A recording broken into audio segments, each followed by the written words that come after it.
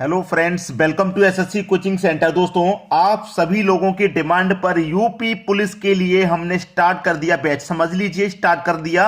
और UP police 2024 में यहां पे लिख देता हूं यूपी पुलिस। यूपी पुलिस 2024 के नाम से प्लेलिस्ट बना दिया है। यूपी पुलिस 2024 के नाम से प्लेलिस्ट मिल जाएगा। वहां पर आपको जो यूपी पुलिस का सिलेबस के वीडियो है, चाहे वो गणित हो, चाहे रीजनिंग हो, इंग्लिश हो, जीके हो, जो भी रहेगा वो इस प्लेलिस्ट में आपको आसानी से मिल जाएगा पार्ट वाइज। ठीक है, गणित के वीडियो होंगे वो भी पार्ट वाइज मिल जाएंगे, इंग्लिश के होंगे तो वो भी। तो आप इस प्लेलिस्ट को तुरंत ओपन करके देखना चालू कर दीजिए। इसमें ही मैं वीडियो अपलोड करूंगा यूपी पुलिस से रिलेटेड। ठीक है, तो चलिए स्टार्ट करते हैं। पहला सवाल है, एक टोकरी में आम व केले का अनुपात 3:4 है। किस किस का है भाई? आम और केले का अनुपात। आम और केला ये दो चीज हैं, इनका अनुपात है 3:4। यदि टोकरी में फलों की कुल संख्या 420 हो, यानी कि कुल टोटल फल मिला के 420 हैं, आम और केला दोनों मिलाकर के दोनों का योग 420 है। जब आपके पास योग है तो आप क्या करेंगे? अनुपातों का भी योग कर लेंगे। तो 3 और 4 7, तो इस योग में अनुपात के योग से डिवाइड कर दो। 7 6 42 और 1 0 60 बार में कट जाएगा। आपसे पूछ रहा आम कितने होंगे, तो आम का अनुपात कितना है? 3। तो 60 का मल्टीप्लाई 3 से कर दो, 180 आम होंगे। अगर पूछ लेता केला कितने होंगे, 60 का मल्टीप्लाई 4 से कर दो, 240 आपके केले हो जाएंगे। पूछा क्या है? आम कितने हैं? आम है 180, यानी कि बी ऑप्शन है प्रश्न का बिल्कुल सही जवाब। उम्मीद करता हूं कि सभी को प्रश्न यहां पर अच्छे से समझ में आ गया है। अब देखेंगे अगला सवाल। अगला सवाल है, यदि ए अनुपात बी बराबर 2:3 तथा बी अनुपात सी बराबर 4:5, तो ए अनुपात बी अनुपात सी बराबर क्या होगा? देखिएगा, ए अनुपात बी अनुपात सी, यही तो पूछा है उसने। हमको ए और बी का मान दे रखा है 2 और 3, यानी कि ए का मान 2 है और बी का मान 3 है, यही तो है। फिर आपको बी का एक और मान दिया गया है 4, तो बी के ही नीचे लिखेंगे बी का दूसरा वाला मान, बी के ही नीचे लिखना है। और सी का मान है 5, तो सी के नीचे लिखना है। लेकिन यहां पे नहीं, ये दूसरी लाइन चालू हो गई है तो यहां पे लिख लेना है। लिख लिया। अब एक खाली जगह ये बची और एक ये बची। ये खाली जगह है तो इसके बराबर वाली संख्या 3 लिख देंगे। बहुत सारे स्टूडेंट कहेंगे सर बराबर में तो 5 भी है, 3 ही क्यों लिखा? ये वाला तरीका हमारा बिल्कुल सही होता है, ये वाला तरीका गलत, ये बिल्कुल सही। ठीक है, इस तरीके से जोड़ते हैं। अब ये खाली जगह है तो इस तरीके से जोड़ेंगे तो 4। ठीक है, 4 दूने का 8 मल्टीप्लाई करके लिख दो, 4 त्रिक का 12 और 5 त्रिक का 15। ठीक है, ये सबका निकल के आ गया। अगर ये किसी से कटता है तो काट देंगे, नहीं कटेगा तो ऐसे रहने देंगे। भाई 2 से ये भी कट जाएगा, ये भी कट जाएगा, लेकिन ये नहीं कटेगा। 3 से कटाऊंगा, ये भी कट जाएगा, ये भी कट जाएगा, लेकिन ये नहीं कटेगा। नहीं कट रहा तो फिर ऐसा ही छोड़ दो।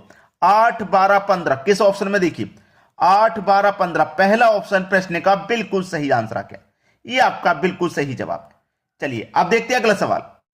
अगला सवाल है, यदि ए का 25% बराबर बी का 20% हो तो ए अनुपात बी बराबर क्या? देखिए उसने कहा है ए का मतलब मल्टीप्लाई कितना? 25%, परसेंट का मतलब बटे में 100, बराबर बी का, बराबर बी का मतलब मल्टीप्लाई कितना? 20%, परसेंट का मतलब बटे में 100। ये सवाल है आपका।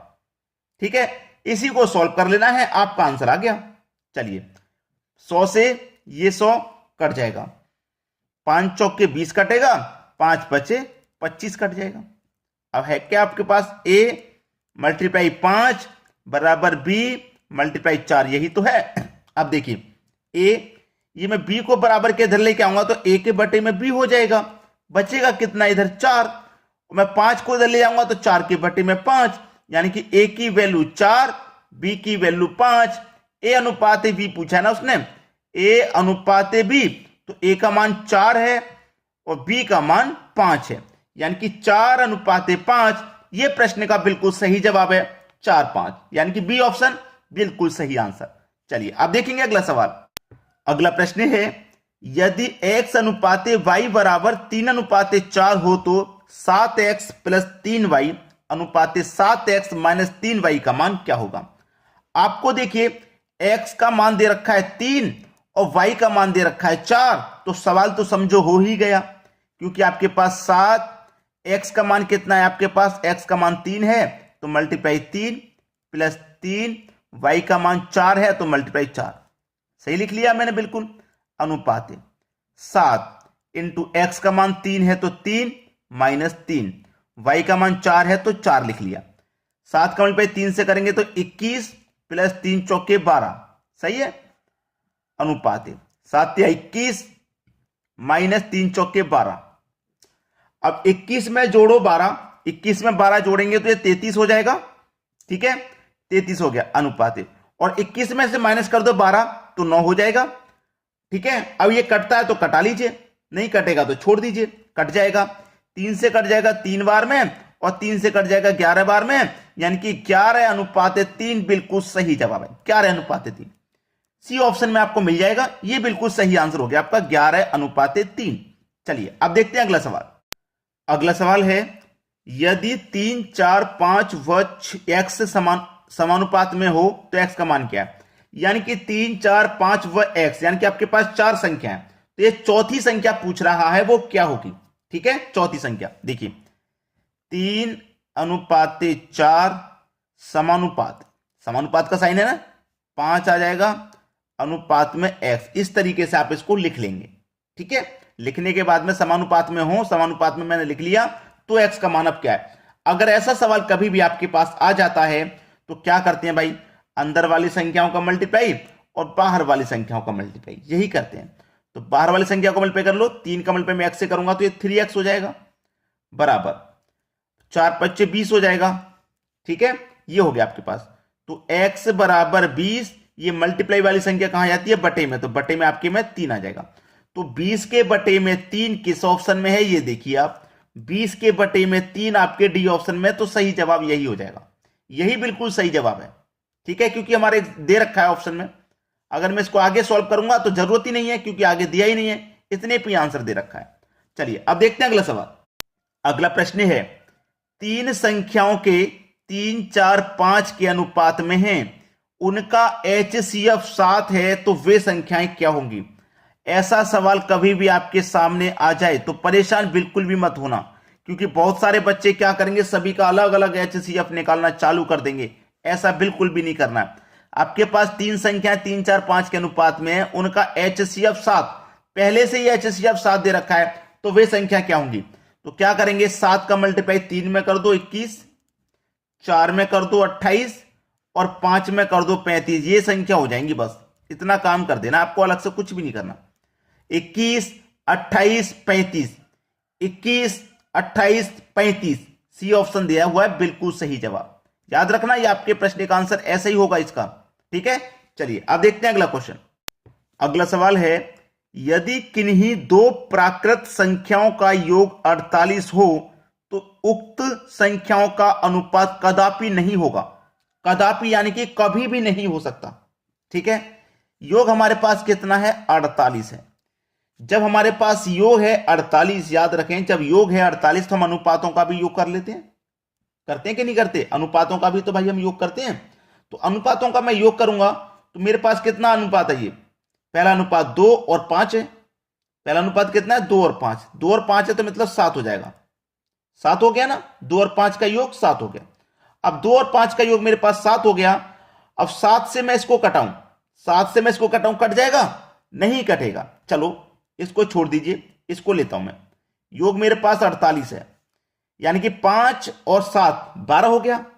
कितना हो गया, 5 और 7 12, 12 से कटूंगा तो क्या कटेगा, 12 चौके 48, कट गया। कोई बात नहीं, 48 योग है मेरे पास में 30, इससे कट गया, इससे कट गया। 2 और 6 8, 8 6 48, इससे भी कट गया।